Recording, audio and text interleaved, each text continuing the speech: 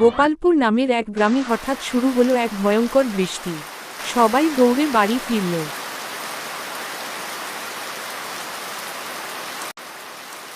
রামু কাকা একজন শত সাধারণ কৃষক, তার স্ত্রী আর এক ছেলের সঙ্গে সংসার চালান।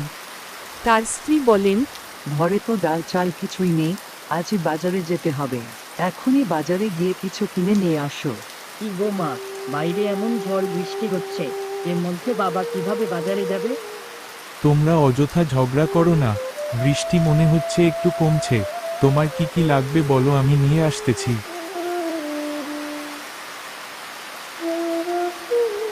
এই তো বৃষ্টি অনেকটাই কমেছে, যাই, এখন দেরি না করে বাজারে যাই।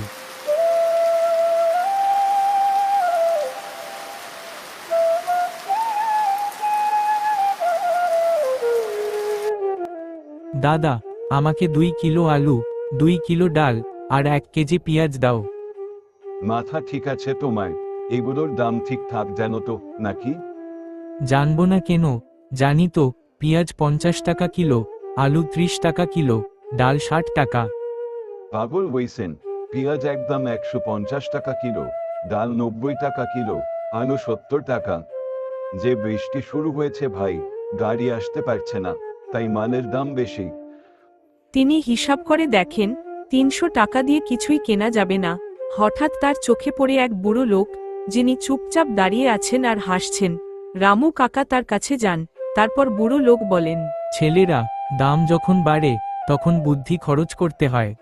বুড়ো লোক শেখান কিভাবে বৃষ্টির দিনে নিজের বাড়ির পাশে থাকা জিনিস যেমন কচু পাতা, কলা গাছ, শাকসবজি আর কিছু শুকনো খাবার কাজে লাগানো যায়।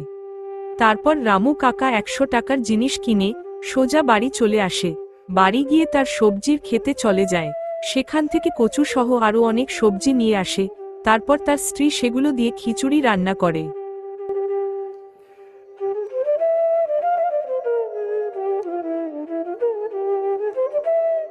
পরদিন গ্রামের লোকজন জানতে পারেন রামু কাকার কাহিনী।